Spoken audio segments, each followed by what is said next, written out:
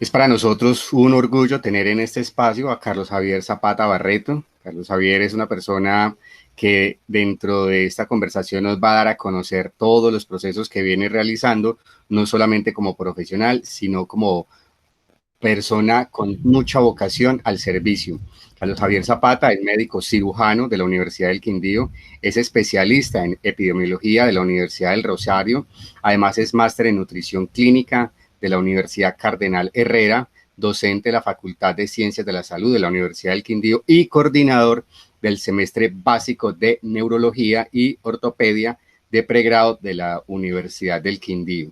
Es instructor de reanimación cardiopulmonar básica y avanzada de la Asociación Americana del Corazón. Además, hace parte de los profesionales oficiales de reserva y nos va a contar un poco sobre estos procesos que él viene realizando en este momento. Carlos Javier, bienvenido. Alexander, muchísimas gracias por la invitación y esperamos pues que este espacio sea muy constructivo para otras personas que están viendo el nuevo liderazgo del Quindío. Bueno, Carlos Javier, ¿qué es Ave Fénix y qué procesos viene realizando en la actualidad? Bueno, Ave Fénix es una empresa que nace en el año 2013 en manos de varias personas muy soñadoras y también muy conocedoras acerca del tema de la atención prehospitalaria y los primeros auxilios básicos. Ave Fénix, su nombre como tal, es el Centro Internacional de Entrenamiento en Habilidades y Destrezas en Atención Prehospitalaria, y la atención prehospitalaria siempre la conocemos como APH, que son las iniciales entonces del Ave Fénix. Entonces es un resurgir, es una empresa que quiere llevarle a los quindianos todo lo que es la educación en primeros auxilios básicos, sin necesidad de que tengamos ningún conocimiento en salud. Y tenemos un fuerte que es el APH militar o PHTLS militar, cuyo nombre es Ave Fénix, que lo dictamos en el batallón de ingenieros número 8 Francisco Javier Cisneros. Entonces, Ave Fénix es una de las tantas alternativas que hay para aprender sobre los procesos de primeros auxilios en población civil y que lo puede hacer cualquier persona. Carlos, ¿qué otras actividades hace usted como médico y que permita construir como una sociedad mucho mejor? Bueno, creo yo que como médico hacemos algo pues muy importante que es la ayuda a la comunidad, pero creo que todas las cosas que nosotros hacemos como ciudadanos día a día ayudan a construir una sociedad mucho mejor. En mi caso, pues tengo la oportunidad de ser también docente hace 12 años, tengo carrera de docencia universitaria, he estado en varias universidades, incluso he tenido la oportunidad de estar en un par de países invitado como docente para dictar algunas cátedras. También pertenezco al glorioso Ejército Nacional, hago parte de los profesionales oficiales de la Reserva del Ejército Nacional, del cual tengo el orgullo de pertenecer junto con usted, mi querido Teniente Orjuela, y hacemos algunos procesos muy importantes que es el de llevar salud y bienestar a las comunidades que más lo necesitan.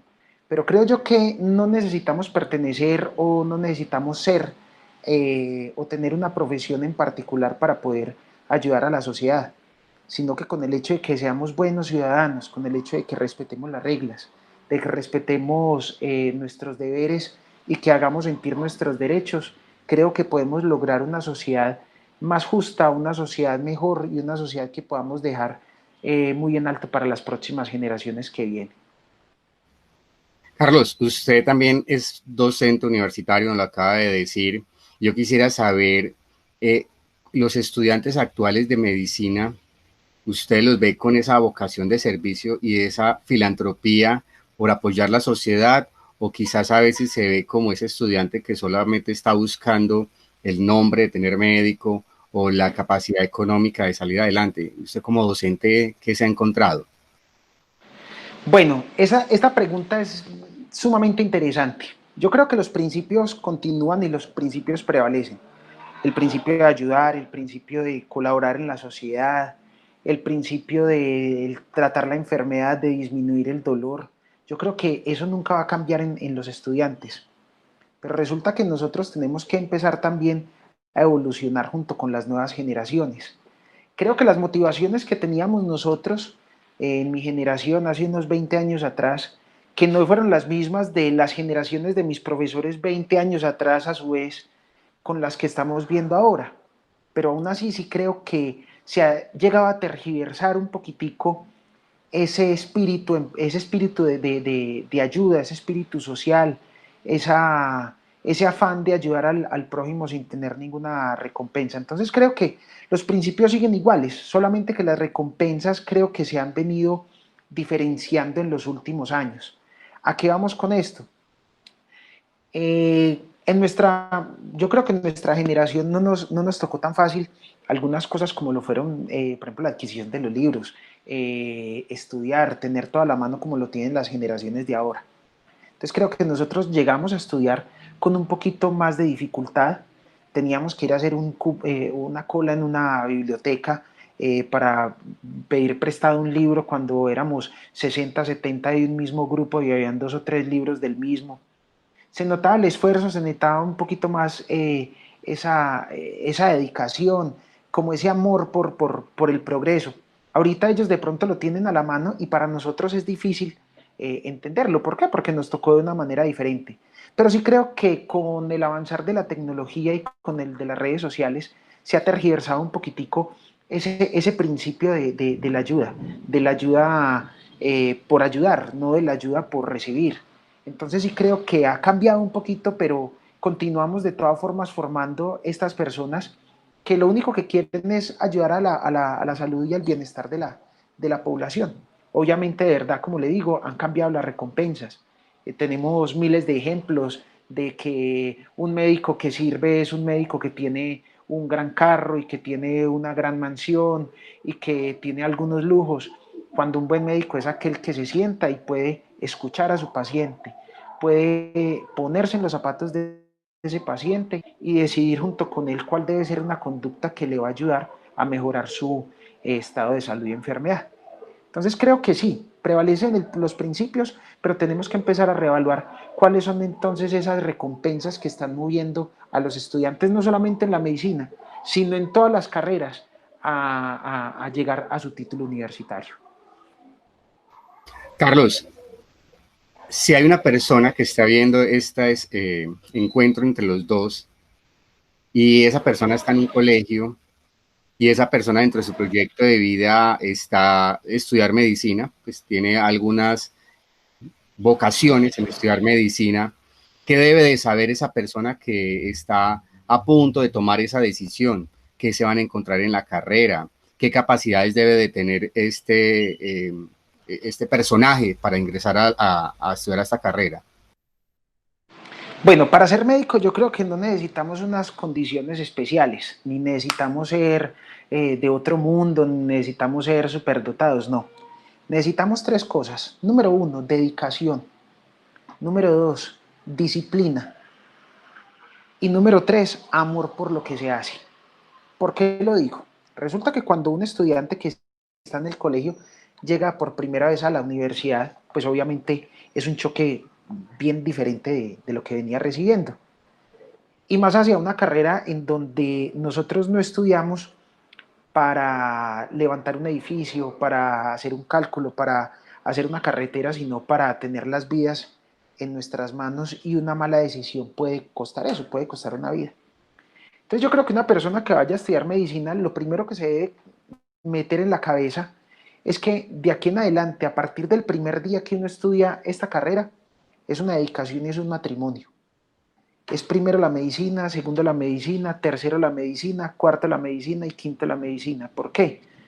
Porque un médico que no se está todos los días exigiendo y que no se está preparando todos los días, pues tiende a desactualizarse. Y nosotros estamos en una carrera, pues obviamente en la cual todos los días tenemos que estar un poco más allá, un poco más allá, un poco más allá. Pero más que eso, también tenemos que ver una cosa que me interesa muchísimo siempre en mostrarle a mis estudiantes, y es la humanización. Resulta que cuando uno entra a medicina, se da cuenta de que no es una carrera como tal en donde uno vaya a adquirir nada más habilidades y destrezas para ver un paciente, para diagnosticarlo y para tratarlo, sino que debe adquirir una serie de habilidades comunicativas y una serie de competencias con respecto también a esa comunicación y a la educación del mismo paciente, que yo creo que es el reto más difícil. Entonces, cuando uno entra a estudiar medicina debe estar sujeto a que no solamente debe ser un buen médico, sino que debe ser un buen profesor, debe ser un buen comunicador y en especial debe ser un muy buen ser humano que sea capaz de entender qué es lo que necesita el paciente, que muchas veces lo único que necesita es que lo ayuden, que lo escuchen y que lo comprendan, más que de pronto alguna serie de otros conocimientos que pues obviamente se van necesitando, pero que no los traen los libros, no nos lo trae como tal la práctica y la carrera. Entonces, para todas esas personas que están en este momento de pronto viendo y que quieran estudiar medicina, primero, luchen por ese sueño. Les cuento que yo llevo ya muchos años en esto y es la profesión más hermosa que hay en el mundo para mí. Cada uno defiende su profesión, ¿cierto? ¿Pero por qué? Pero si ustedes sienten que su vocación es la de servir y la de servir como médicos, no abandonen ese sueño. Inténtelo, inténtelo, inténtelo, lúchenlo. Pero no es lucharlo simplemente con presentarse, sino con intentar ser mejores personas, con intentar tener unas buenas notas, por ejemplo, en sus exámenes de ICFES y todas estas cosas, que le garanticen el buen paso y que sepan ustedes que cuando están ahí no han tomado una mala decisión. Entonces, estudiar medicina creo que es un reto, pero es un reto más hacia todo lo que viene alrededor, desde la parte social, desde la parte cultural, hasta desde la parte económica. Entonces, no se desanimen y sigan adelante, que es una carrera muy bonita, pero hay mucha dedicación de aquí en adelante. Carlos, regálenos por favor una apreciación suya en la cual nos pueda describir esa vocación de servicio, cómo nació, esa vocación de ayuda, cómo nació. ¿Quién lo inspiró a usted a llegar a estas cúspides del servicio a la humanidad? Bueno, yo creo que esa vocación, yo me imagino que esa vocación debe ser innata, porque yo no podría decir en qué momento yo empecé a sentir como ese ánimo del servicio. Yo creo que todos tenemos ese ánimo del servicio, lo que pasa es que no lo hemos explotado o no lo sabemos diferenciar. Cuando uno quiere servir, uno puede servir desde cualquier esfera. O sea, yo digo que no solamente los médicos sirven, ni los abogados sirven, ni los ingenieros sirven, ni los arquitectos sirven, ni los odontólogos, que son pues como las profesiones que siempre me muestran. No, yo creo que el servicio se da hacia todo, porque todos necesitamos de todos, por ejemplo, en la sociedad. Pero si de pronto tuviese que decir cuál fue una experiencia que marcó mi vida con respecto a la parte de la salud y que creo que me hizo estudiar medicina por vocación, fue la enfermedad de mi abuelito. Mi abuelito penosamente tuvo un cáncer gástrico. Yo contaba con 12 años de edad, estaba todavía en el colegio y ver que no le podía ayudar a él, que él sentía sus dolores, que se deterioraba todos los días, que la familia sufría. Creo que la enfermedad y la muerte de mi abuelito fueron los que me llevaron de verdad como tal a tomar esa decisión de que yo quería empezar a hacer ese servicio desde la parte de la salud, desde la parte de la medicina, ayudándole a la gente a tener una mejor calidad de vida, a disminuir su dolor, a muchas otras cosas que nos muestra la medicina. Entonces creo que la vocación de servicio nacemos con ella y debemos explorarla hacia dónde es.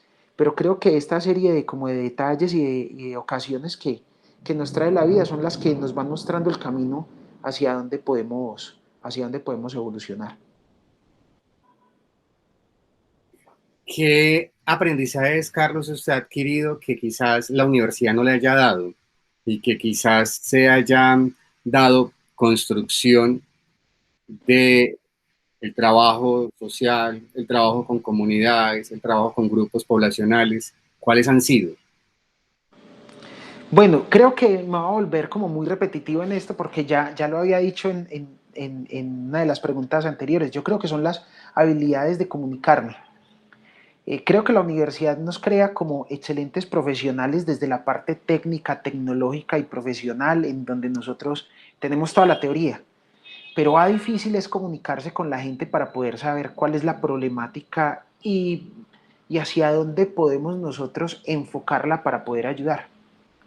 Creo que lo más importante que me ha enseñado mi carrera ya posteriormente al haberme graduado ha sido eso, al poder educar a las personas, adquirir las competencias comunicativas que que me hayan permitido socializar con ellas mi conocimiento, que me hayan permitido determinar cuáles son las falencias o cuáles son las necesidades de una población sobre la cual vayamos a incidir, y de cómo por medio de esa comunicación pues podamos hacer extensivas todas esas soluciones.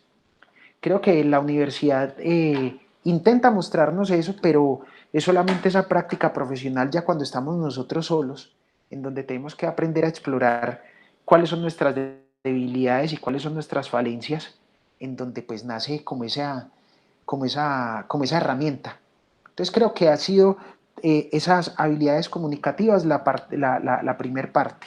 Y de ahí en adelante creo que se han desprendido otras cosas, como lo son el aprender a escuchar a la gente, otra el aprender a conocer el dolor de las personas, no solamente el dolor físico, sino ante la sociedad, ante lo que les aqueja, ante sus problemas. Creo que esa sensibilidad no nos las puede enseñar la universidad.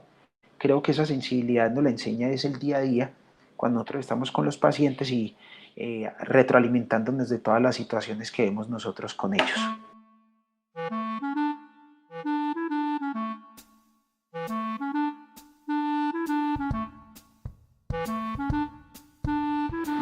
En esta sección del libro recomendado, ¿cuál cree que es ese texto, ese libro que no puede faltar en la casa, que una persona debe de leer, o porque sea médico, o porque sea de otra carrera? ¿Cuál nos recomienda? Bueno, pues de pronto les va a dar risa porque pues con esa presentación que me hizo John de tanta cosa y de tanta cosa que hago, pero yo creo que un libro que me marcó a mí la vida y que yo digo que si ese libro lo pudieran tener todas las personas en la casa, sería una gran ganancia a nivel de todo. Y les va a dar risa, ese libro se llama El Principito. Yo creo que si ha habido un libro en mi vida que me haya marcado, ha sido ese libro. Y me he leído muchísimos, porque pues gracias a Dios he sido buen lector, mis papás son muy buenos lectores, mis papás son docentes y me inculcaron pues la lectura y todos los días tengo que leer. Eh, Tengo que decir que no soy el mejor lector de literatura porque pues el tiempo no me lo permite, pero intento por ahí leer algunas otras cosas. Pero si yo digo que haya un libro que me haya marcado a mí la vida, creo que fue El Principito, que me lo leí como a los 6 años. Eh, Cuando me lo leí, me di cuenta de que uno podía vivir soñando y soñar viviendo. Y cada vez que yo quiero emprender algo, me acuerdo del Principito, que iba de un planeta a otro, que iba de un planeta a otro, que iba de un planeta a otro, y que tenía como su objetivo con su rosa y todas estas cosas. Y esto me ha permitido que todo lo que yo he querido hacer en mi vida, lo he podido hacer. ¿Por qué? Porque nosotros debemos vivir de eso. Nosotros debemos vivir de sueños. Nosotros no debemos vivir nada más de lo material. O sea, el ganar un buen sueldo, el tener una buena casa, el tener un buen carro, obviamente son recompensas que todos queremos y que nos la merecemos por estudiar y por trabajar. Pero la vida se nutre de eso, de sueños, de lo que nosotros logramos hacer, de lo que cuando pequeñitos queríamos ser y cómo en este momento lo podemos lograr. Entonces tengo esa bonita experiencia. Siempre quise ser médico y soy médico. Puede que no sea el mejor, pero he ayudado mucho. Siempre quise ser profesor, soy profesor. Siempre quise ser militar, pues tengo la oportunidad de ser militar, a pesar de que en este momento tengo barba, pero sigo siendo militar. Siempre quise ser músico, en este momento estoy intentándolo, pero es eso, es perseguir los sueños. Entonces yo creo que el libro de mi vida va a ser siempre y será El Principito, a pesar de que es un libro para niños, pero es un libro que lo devuelve a uno a lo que uno debe ser. Uno debe ser un niño y seguir soñando toda la vida con lo que quiere ser. Carlos, sus padres son profesores, usted viene de casta de profesores, usted es docente, se le nota el amor que tiene por lo que le enseña a sus estudiantes, y uno quisiera saber y qué profesor nosotros podemos llamar en este momento que le haya marcado a usted la vida. No sé, esos profesores de la escuela o del colegio o quizás de la universidad que fueron para usted un reflejo fiel de una muy linda experiencia formativa. Bueno, pues va a sonar como cliché, pero yo creo que si hay un profesor que me marcó a mí la vida, se llama Urbano Zapata Saldarriaga, que es mi papá. Mi papá siempre ha sido para mí ejemplo de todo. Y yo todavía en este momento puedo decir que quiero ser como mi papá. Yo creo que ha sido el docente que más me ha enseñado por todas sus cosas. Si ya nos vamos hacia mi parte formativa, hacia lo profesional y todo eso, tendría mucha gente para nombrarle. Pero hay dos personajes en particular que yo sé que marcaron mi vida con ese profesionalismo y esas cosas que me entregaron. Y uno de ellos es mi gran amigo, el doctor Marco Alfonso Nieto García, médico patólogo aquí de la ciudad de Armenia, que también comparte con nosotros dentro del grupo de oficiales profesionales de la Reserva como teniente coronel, y el doctor Jorge Luis Duque Valencia, decano de la Facultad de Salud de la Universidad del Quindío, que fue el que no solamente me dio sus herramientas para ser buen médico, sino también para ser muy buen docente, y actualmente tengo la oportunidad de trabajar con él. Entonces creo que el profesor de mi vida seguirá siendo mi papá, que me sigue enseñando todos los días. Y ellos dos serán los profesores de mi profesionalismo como médico, y se los agradezco todos los días. Carlos, ya nos hizo usted viajar con el Principito, ir a otros países, ir a otros mundos, buscando la rosa aquella perfecta, pero ¿qué momento de la historia usted quisiese haber vivido? ¿Qué momento de la historia usted diría en este momento, quizás con un libro que lo haya hecho en un recorrido, usted diga, qué bacano haber estado en ese momento y haber disfrutado de ese espacio de conocimiento, o qué personaje hubiese querido usted haber conocido en un momento determinado? Hermano, esto yo creo que es una pregunta sumamente difícil, porque para mí el mejor momento es hoy, ¿cierto? Porque es el que estamos. Pero si yo tuviera la oportunidad de pronto de ir al pasado a un momento, yo creo que me iría a un momento específico de la historia que me ha marcado y que siempre he tenido como ese asombro. Y sería el momento de la resurrección de Jesús. Siempre me he preguntado mucho acerca de eso. Soy muy católico, soy muy creyente, no soy excluyente con los otros tipos de creencias. Creo que Dios nada más hay uno, ¿cierto? Pero me llama mucho la atención ese momento de la resurrección de Cristo por algo. Creo que fue el momento en el cual la gente aprendió a creer. Yo creo que fue el momento en el cual ellos vieron que por medio de la fe se podía levantar a alguien desde su muerte y ascender a los cielos. Y creo que hasta el momento, ya más de 2000 años después del nacimiento de él, y un poco menos desde su muerte, todavía nos sigue impactando. Pero es más por esa parte de lo de creer. Me hubiese encantado ver cómo fue ese proceso de que la gente tuvo su fe, de que la gente creyó, de que la gente vio que creer posiblemente es el arma que nos va a sacar a nosotros adelante de muchas cosas. ¿Y por qué lo digo? Porque es que nosotros se nos olvidó creer en nosotros mismos y creer en las capacidades y en las cosas que nosotros tenemos, porque siempre nos estamos comparando. Entonces creo que ese momento marcaría más como esa inquietud que tengo sobre la fe, y me hubiera gustado estar ahí. Otros dirían que no, que les hubiera gustado estar en la Segunda Guerra Mundial o en la peste negra y todo esto, no. Pero creo que todos esos momentos que han pasado se han resumido en los últimos años en este mundo en el que estamos tan loco. Pero ese es un momento en el que yo creo que no va a haber repetición, y que hubiese sido muy bonito haber estado ahí, tanto por la creencia mía como católico, como por la inquietud que tendría yo de ver cómo la gente empezó a creer debido a ese milagro que se dio. Carlos Javier, ¿cómo transformar el país? ¿Cómo volverlo un sitio mucho mejor?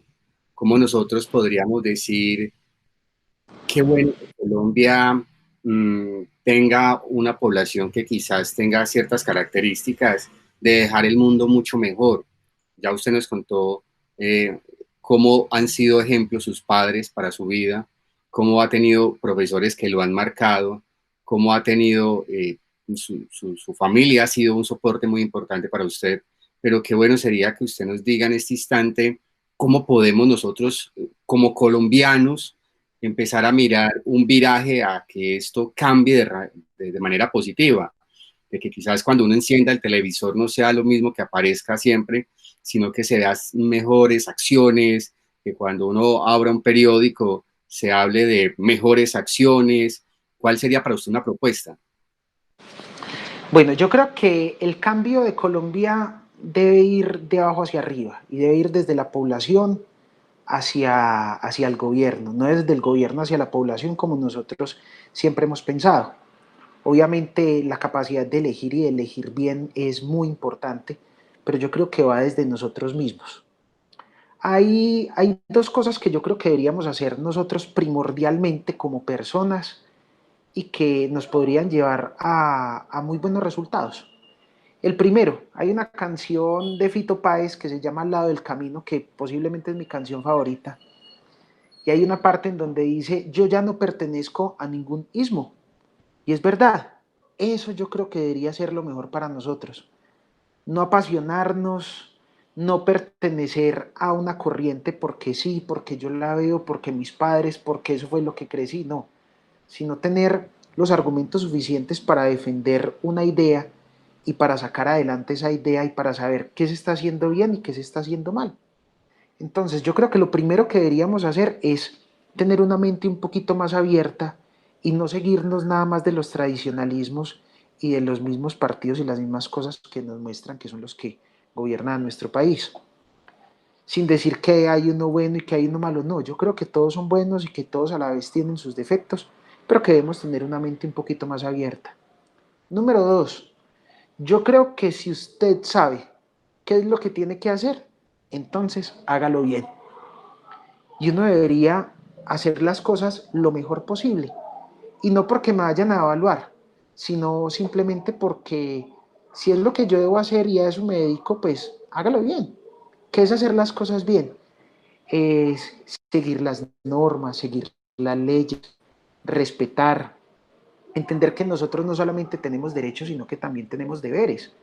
Y que esos deberes posiblemente que nosotros ejerzamos, pues son posiblemente más constructivos a veces que nuestros mismos derechos. Entonces, la cosa es pensar siempre que debemos hacer las cosas lo mejor posible. Hay un personaje que me agrada mucho digámoslo, de la farándula colombiana que se llama Yocoy Kenji Díaz.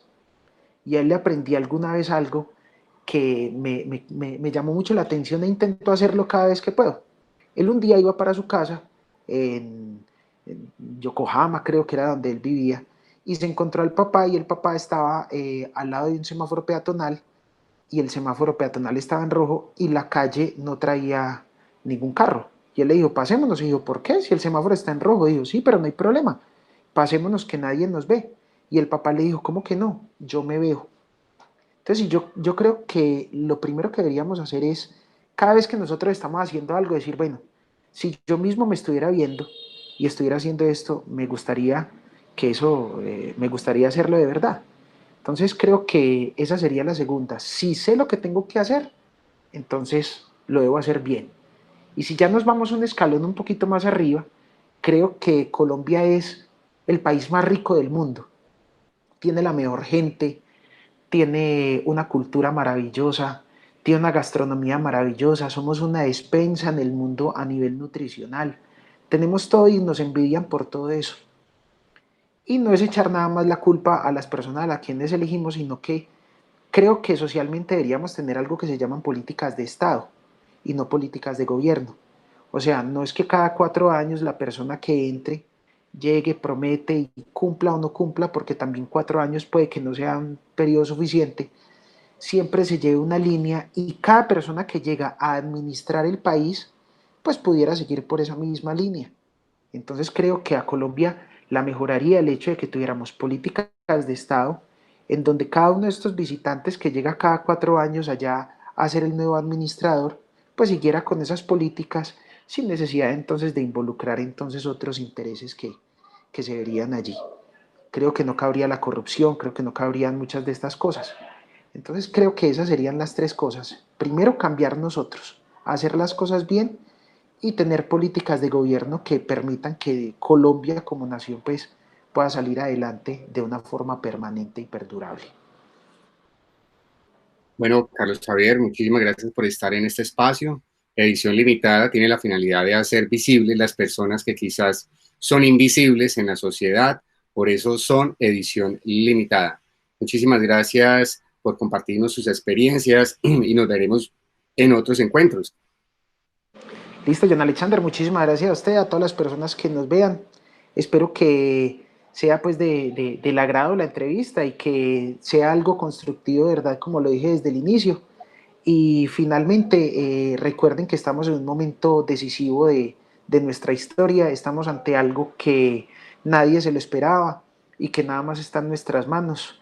Así que no sobra decir que por favor se cuiden, que utilicen sus bioseguridades, sus cosas, porque de verdad que venimos hacia un momento muy difícil de la historia y nosotros mismos tenemos en nuestras manos la oportunidad de que se vaya para un lado o para el otro. Entonces, cuídense todos y muchas gracias de verdad por compartir estos espacios.